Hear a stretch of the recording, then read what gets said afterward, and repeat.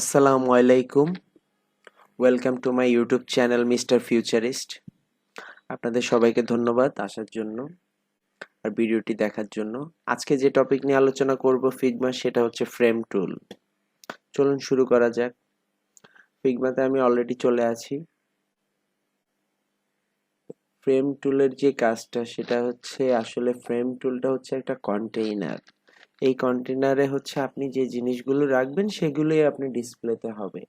এই ক্যানভাসের অনেক সময় নাম শুনেছেন আপনারা, আর্টবোর্ড, যেগুলো অ্যাডোবি এক্সডি বা ফটোশপে আপনারা নাম শুনেছেন আর্টবোর্ড, সেটা ফিগমাতে হচ্ছে ফ্রেম। তো ফ্রেম টুলের শর্টকাটটা হচ্ছে এফ। ফ্রেম টুলটা সিলেক্ট করলে দেখবেন এখানে বাই ডিফল্ট অনেকগুলো আপনার ফ্রেম চলে আসবে। ফোনের আছে, ট্যাবলেটের আছে, ডেস্কটপের আছে। চলুন ফোনের গুলো দেখি। এখানে কিছু বিল্ট ইন ফোনের দেওয়া আছে, ট্যাবলেটের গুলো দেওয়া আছে, কিছু বিল্ট ইন ডেস্কটপের দেওয়া আছে। আপনি ডেস্কটপের জন্য যদি বানান, প্রেজেন্টেশনের জন্য যদি বানান, সেগুলো দেওয়া আছে। ওয়াচের জন্য কিছু ওয়াচের স্যাম্পল দেওয়া আছে, পেপারের জন্য কিছু স্যাম্পল দেওয়া আছে, সোশ্যাল মিডিয়া স্যাম্পল দেওয়া আছে, টুইটার, ইনস্টাগ্রাম, ড্রিবেল। দেন ফিগমা কমিউনিটির জন্য কিছু আপনি যদি বানাতে চান, plug in icon, profile banner, plug in file cover, ওগুলো দেওয়া আছে। আর কেইবে হচ্ছে আপনারা এইগুলো দেওয়া আছে। তো চাইলে আপনি নিজের মতো করে ড্র্যাগ এন্ড ড্রপ করেও একটা সাইজ আপনি নিয়ে নিতে পারবেন। ঠিক এভাবে আমি যে কোনো একটা সাইজের ফ্রেম নিয়ে নিছি। আমার বিল্ট ইন যে ফ্রেমগুলো আছে ওগুলো হয়তো আমার দরকার নাই, আমার একটা নিজস্ব একটা ফ্রেম দরকার, সেটা আমি নিয়ে নিয়েছি। তো এটা নিলে হচ্ছে কি সুবিধা, আপনি আপনার নিজের মতো করে এটাকে আপনি নিজে বানিয়ে নিতে পারতেছেন। তো আর ফ্রেম যেগুলা দেওয়া ছিল, এগুলা ছিল না, যেগুলো দেওয়া আছে ওগুলাতে সুবিধাটা হচ্ছে ওখানে আপনি যে ফোন বা আপনি যে ডিভাইসটা আপনি শো করবেন, ওই ডিভাইসের অ্যাকচুয়াল সাইজটা দেওয়া আছে। যেমন আইফোন 14 এবং 15 pro max, already 15 pro max চলে আসছে, দেখছেন? এটা কিছুদিন আগে ছিল না। আপনি যদি আইফোন 14 প্রো ম্যাক্স নেন, আইফোন 14 প্রো ম্যাক্সের সাইজটা অটোমেটিক্যালি চলে আসবে। তা আমরা যদি এটা নিই, তো এটার যে হাইট উইট আছে 430 এবং 932, চাইলে এটা বাড়ানো যাবে, কমানো যাবে। তো প্রথমে এটার নামটা চেঞ্জ করে আসি আমরা। এটার নাম দিলাম হচ্ছে আইফোন ফ্রেম। আপনি একটা জিনিস খেয়াল করবেন যে যখনই ফ্রেম নিবেন তখনই দেখবেন যে এই পাশে একটা হ্যাশ চিহ্ন আছে, এটা হচ্ছে ফ্রেমের আইকন। তাহলে আমরা যদি একটা রেক্টেঙ্গেল শেপ থেকে একটা রেক্টেঙ্গেল শেপ নেই এখানে, সেটার একটা কালার দেই, ফিল কালার লাল। তো চাইলে এটাকে আমরা হচ্ছে ফ্রেম টুলে কনভার্ট করতে পারবো, যে কোনো একটা অবজেক্টকে। সেটা হচ্ছে control plus shift plus H press করলে আপনার হচ্ছে এটা ফ্রেম টুলে কনভার্ট হয়ে যাবে। কিন্তু এখানে ফ্রেম টুলের আইকনটা একটু অন্যরকম দেখাচ্ছে, বিকজ অফ অটো লেআউটের কারণে। অটো লেআউটটা যদি আপনি অফ করে দেন, দেখেন এখানে ফ্রেম টুল ক্রিয়েট হয়ে গেছে, দুইটা ফ্রেম টুল একসাথে ক্রিয়েট হয়ে গেছে। আর একটা ফ্রেম আমি নিজে নিয়েছি বিল্ড ইন, আর একটা আমি অবজেক্ট থেকে বানিয়ে নিয়েছি। তা আমাদের আসলে এটার কোনো দরকার নাই, এটা আমি রিমুভ করে দিচ্ছি। তো আমাদের যে ফ্রেমটা আছে, এই ফ্রেমটা নিয়ে আজকে কথা বলি। তো এই ফ্রেমের হচ্ছে এখানে ফ্রেমের যে সাইজ ওগুলা দেওয়া আছে বিভিন্ন, যেটা একটু আগে দেখিয়েছি, যে কোনটা আপনি নিবেন, কোনটা চুজ করবেন। যদি আপনি আইফোন 13 মিনি নেন, ওটা সাইজটা ছোট হয়ে যাবে, এটা ফ্রেমের উপর ডিপেন্ড করে। তাই আইফোন 14 প্রো ম্যাক্সই থাক।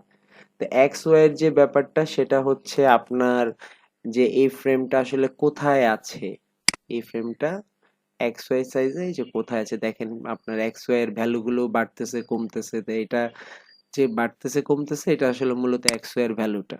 তা আমি এটা ইয়াতে রাখি। আর হাইট উইটের যে ব্যাপারটা, সেটা হচ্ছে এই যে দেখেন একটা আইকন, উইতে নিয়ে গেলে একটা আইকন আসতেছে।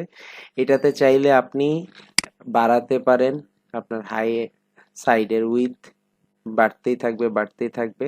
আবার চাইলে কমাতেও পারবেন, একদম কমে যাবে। তা আমরা আসলে এটা চাচ্ছি না, আমরা যেটা আছে সেটাই থাকুক। হাইটের ব্যাপারটাও সেম, হাইটটাও আপনি চাইলে বা বের লম্বা করতে পারবেন এবং ছোট করতে পারবেন। তো এটা থাকুক, আমরা যেটা বিল্ট ইন দেওয়া আছে ওটাই থাকুক। আর পাশের এটার কাজ হচ্ছে যে কনস্টিটিউশন প্রপোর্শন, এটাতে দিলে আপনার পুরোটা চেঞ্জ হতে থাকবে, পুরোটা চেঞ্জ হতে থাকবে।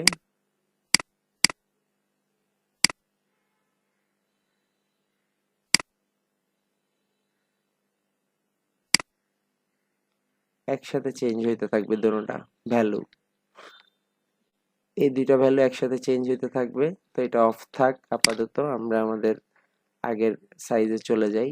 তারপর এটা হচ্ছে আপনার এই ফ্রেমটা কত অ্যাঙ্গেলে থাকবে, যেমন 50 ডিগ্রি অ্যাঙ্গেল যদি দেই এটা চেঞ্জ হয়ে যাচ্ছে, 50 ডিগ্রি অ্যাঙ্গেলে চেঞ্জ হয়ে গেছে। আমি এটাকে 0 করে দেই আবার আগের মতো। তারপর হচ্ছে আপনার কর্নারিংটা কত হবে, আমি কর্নারিংটা যদি 20 দেই আমার কর্নারগুলো কি এরকম চলে আসছে দেখছেন, আরো বাড়াইলে আরো বাড়বে। 20 জায়গায় যদি আমি এটাকে দেখেন আমার কর্নারিংটা চেঞ্জ হয়ে যাচ্ছে, রাউন্ডেড শেপ হয়ে যাচ্ছে। এটাকে 0 করে দিলাম। আর এই জায়গায় যদি ক্লিক করেন আপনি হচ্ছে 4টা কর্নারের 4টা ভ্যালু দিতে পারবেন। তো এই ভ্যালুটা হচ্ছে যেখানে আমি যদি 20 দেই আর এখানে চুজ করি, তাহলে আমি এখানে 20 চুজ করতে, মানে আমার সব 4টা কোণাতেই হচ্ছে 20 করে ভ্যালু। তা আমি প্রত্যেকটা চাইলে ভ্যালু চেঞ্জ করে দিতে পারি, যে আমার এই পাশে 0 থাকবে আর উপরের নিচে হচ্ছে 2টা কর্নার থাকবে। এই জিনিসটা যদি চেঞ্জ থাকে এটা অফ করে দিতে পারেন, আপনার যদি লাগে আপনি নিজের মতো করে কর্নারিংটা করে নেবেন। তো অটো লেআউট এবং লেআউট গ্রিড এই দুইটা জিনিস আমরা বাকি অন্য কোনো ভিডিওতে আপনাদেরকে ওটা এক্সপ্লেন করব, এখন ভিডিওটা হয়তো বড় হয়ে যাবে, আগে এই জিনিসগুলো একটু দেখাই নিই। তা একটু অবজেক্ট নিয়ে নিই রেক্টেঙ্গেল শেপ, এটার একটা কালার দেই, কালার থাকুক। এই জিনিসটা দেখবেন আপনি ফ্রেম টুলে ক্লিপ কন্টেন্ট নামে একটা জিনিস বিল্ট ইন দেওয়া আছে, মানে টিক মার্ক। এই জিনিসটার আসলে কাজ কি, এই কাজটা হচ্ছে আপনি যখন এই অবজেক্টটাকে নিয়ে এইখানে করবেন দেখেন এই অবজেক্টটা বাইরে চলে যাচ্ছে না, হিডেন হয়ে যাচ্ছে। এটা যদি আপনি যদি এটা যদি অবজেক্টটা অফ করে দেন তাহলে দেখবেন যে আপনার অবজেক্টটা এই যে এখন দেখা যাচ্ছে। এটা হচ্ছে ক্লিপ কন্টেন্টের কাজ, যে আপনি আপনার অবজেক্টটা ওইখানেই রাখবেন, এক্সাক্ট জায়গায় থাকবে, বাকি অংশটুকু দেখা যাবে না। তারপর আনডু রিডুর যে ব্যাপারটা, সেটা শর্টকাট টুল আছে কন্ট্রোল জেড, তারপর কন্ট্রোল শিফট জেড, দুইটা দিয়ে আপনি আনডু রিডু করতে পারবেন। তো এই আনডু রিডু করা গেলে যাওয়ার পরে এবার হচ্ছে আমরা ফ্রেম টুলের লেয়ার অপশনটাতে যাই, এখানে অনেকগুলো ধরনের লেয়ার আছে, আপনার চুজ করতে পারবেন লেয়ারগুলো। তো চাইলে এটা পুরোটা অফ করে দিতে পারবেন, হিডেন থাকবে আপনার লেয়ারটা। তারপর এটা ফিল কালারটা কি হবে, কালারটা আপনি চুজ করতে পারতেছেন। ফিল কালারটা আপনি যদি দেন আপনার নিজের মতো করে আপনি চুজ করে নিতে পারবেন। তো আপাতত হোয়াইটই থাক ফিল কালারটা। তারপরে স্ট্রোক দিতে পারবেন, আপনি হচ্ছে ইনসাইডে স্ট্রোক দিবেন না আউটসাইডে স্ট্রোক দিবেন। যদি আপনি ইনসাইডে স্ট্রোক দেন স্ট্রোকের সাইজ বাড়ান, এই যে স্ট্রোক দেখেন বেড়ে যাচ্ছে। আবার যদি মনে করেন আপনি চাচ্ছেন যে আউটসাইডে স্ট্রোক দিবেন, তাহলে আউটসাইড চুজ করবেন, চুজ করে আপনি আউটসাইডে আপনি স্ট্রোক দিতে পারতেছেন। এটা 0 করে দিলাম। তারপর সিলেকশন কালার, আমার এখানে 3টা কালার চুজ করা আছে, একটা হচ্ছে ব্যাকগ্রাউন্ড কালার, একটা ফ্রেম কালার, একটা হচ্ছে রেক্টেঙ্গেলের কালার।